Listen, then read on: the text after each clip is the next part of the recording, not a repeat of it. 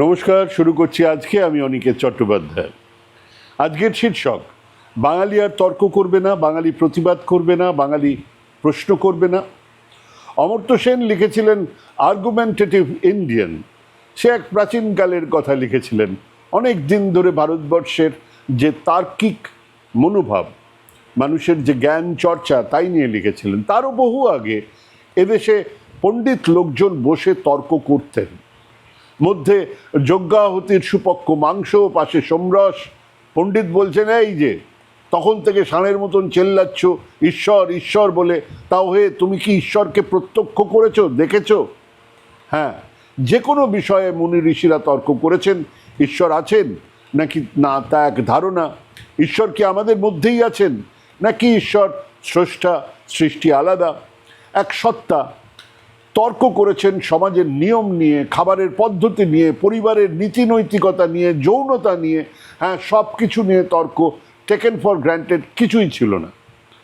বহু পরে দে অমনিবুস ডুবিতান্দম, doubt everything, Karl Marx বলছেন, সব কিছুকে প্রশ্ন করো। এবং জ্ঞান বিজ্ঞান তো গড়েই ওঠে সেখান থেকেই, প্রশ্ন থেকেই তো জন্ম নেয় প্রত্যেক আবিষ্কার। মধ্যযুগে এসে এক ধারায় এই প্রশ্নকে বাদ দিয়ে তার জায়গা নেয় বিশ্বাস আর আস্থা। কোনো প্রশ্ন নয়, কোনো প্রশ্ন নয়, কোনো প্রশ্ন করা চলবে না। কিন্তু তারপরেও উকি দেয় প্রশ্ন, অমোঘ প্রশ্ন। আচ্ছা ফেলুবাবু, উট কি কাঁটা বেছে খায়? কিন্তু ভারতের ওই জ্ঞান চর্চার বদলে এক আস্থা আর বিশ্বাসের প্রবল বন্যা মানুষের মধ্যের প্রশ্নকে চুপ করিয়ে দেয়। এক প্রক্ষিপ্ত বাক্য, মামেকম শরণম ব্রজ, কেবল আমার শরণাগত হও। ব্যাস, ওইখান থেকে জ্ঞান যুক্তির ঘটি উল্টে গিয়েছিল। ক্রমশ মানুষ অদৃষ্টবাদের খপ্পরে পড়ল। সবটাই ভবিতব্য, আমাদের হাতে তো কিছুই নেই, গোছের কথাবার্তা আসলে মানুষের মাথার মধ্যে সেই তার্কিক ব্যবস্থাটাকে শেষ করে দিল। মানুষ বিনা প্রশ্নে সব কিছু মেনে নিতে শুরু করলো। হোয়াটসঅ্যাপে একজন লিখলো, জানেন রাজমা আর ডালে প্রোটিন আছে। ওই বামপন্থীরা মানুষকে ভুল বোঝাচ্ছে, ডাল আর রাজমাতে প্রোটিনের পরিমাণ কি কম? ব্যাস, আপনি 100 জনকে পাঠিয়ে দিলেন। কোনো প্রশ্ন নয়, কোনো তর্ক নয়। তিনি আরও 100 জনকে, তিনি আরও 100 জনকে। গ্রামে গ্রামে সেই বার্তা রুটি গেল ক্রমে। ডালে প্রোটিন আছে, রাজমাতে প্রোটিন আছে। কোন প্রোটিন আছে, কতটা খেলে সেই প্রোটিন মেলে, সেই প্রোটিনের কতটা আমাদের দেহ নিতে পারে, প্রাণীজ প্রোটিন, উদ্ভিদ প্রোটিন কতটা তফাৎ? এরকম হাজারো প্রশ্ন হয়ে থেকে গেল।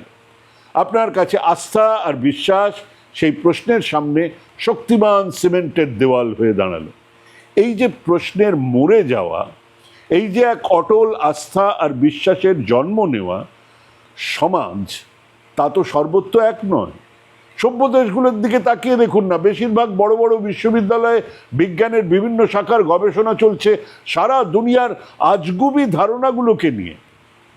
নিয়ে এসো যত আজগুবি ধারণা আছে, মানে আমি জানি না, কিন্তু প্রশ্ন করে জানার চেষ্টা করছি।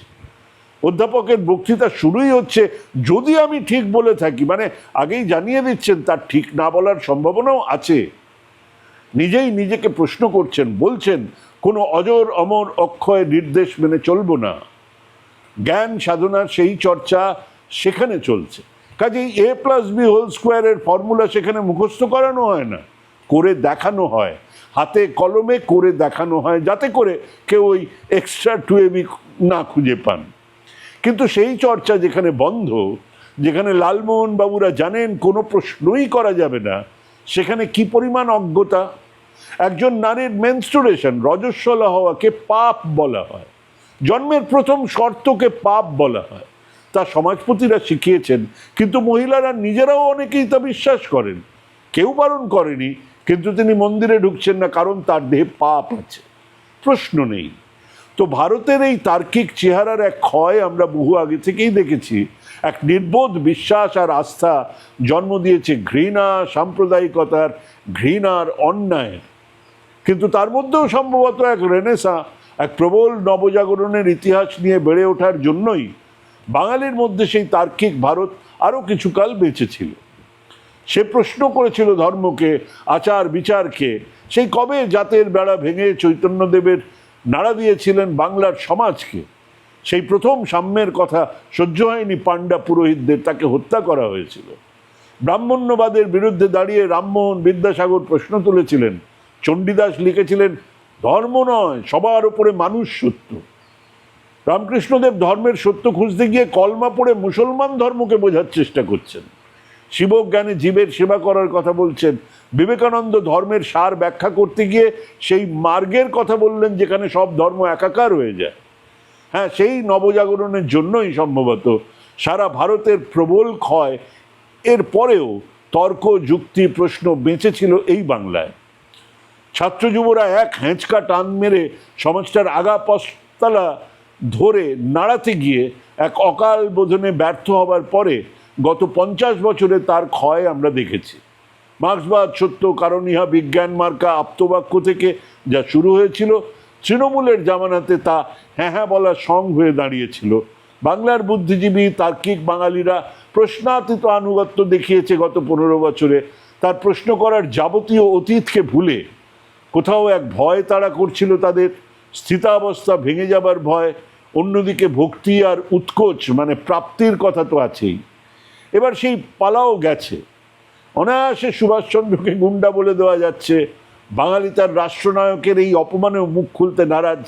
এবার রবি ঠাকুরকে ধরে টান। মাধ্যমিক পাশ করলেও জানা যায় যে কবিতার ভাবার্থ, সেই কবিতা নিয়ে মূর্খের মতো মন্তব্যের ছিটে ফোটা প্রতিবাদও কি দেখতে পেলেন? ইস্কনের মহারাজ নিরামিষ খাওয়াবেন, খাওয়ান। রাজমা না ছোলা সে তো তাদের ব্যাপার। রথের সামনে সোনার ঝাড়ু দিয়ে ধুলো সরাবেন, সেটাও তাদেরই ব্যাপার। কিন্তু আমাদের ঠাকুরকে নিয়ে কটু মন্তব্য না, আমরা প্রতিবাদ করব না? এই সাধারণ প্রশ্নটুকুও করব না যে এই যে চুপ করুন, আপনি কি মাধ্যমিক পাশ করেননি? তার্কিক বাঙালি কি তাহলে পয়ে প্রতিবাদ, পয়ে প্রশ্ন করাও ভুলে গেল? নিন, ট্রোল করুন কিংবা সঙ্গে থাকুন, সমর্থন করুন কিংবা গালিগালাজ দিন, কিন্তু দিনের শেষে একটা কথা মনে রাখবেন, ভালো থাকতে হবে। ভালো থাকুন, সুস্থ থাকুন। আজকে এখানেই শেষ করছি। নমস্কার।